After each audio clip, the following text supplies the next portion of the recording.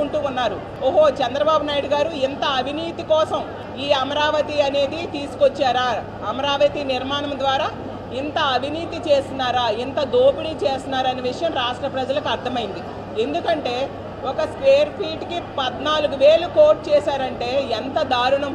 మన దేశ రాజధాని ఢిల్లీలోనే 4,000 రూపాయలకి స్క్వేర్ ఫీట్ నిర్మాణం చేస్తూ ఉంటే అమరావతిలో ఇసుక ఫ్రీ, కరెంట్, వాటర్ ఫ్రీ, అన్నీ ఫ్రీగా ఇచ్చి 14,000 రూపాయలు కోట్ చేశారంటే మిగతా 10,000 రూపాయలు ఎవరి జోబులోకి వెళ్తుంది అని జగనన్న ప్రశ్నించారు. అందులో తప్పేముంది? దాంతో వీళ్ళలో భయం పుట్టుకొచ్చింది. ప్రజలందరికీ కూడా అర్థమైంది వీళ్ళు చేస్తున్న అవినీతి. దాంతో కూటమిలో ఉన్న నాయకులకి, ముఖ్యంగా చంద్రబాబు నాయుడు గారికి వణుకు పుట్టుకొచ్చింది.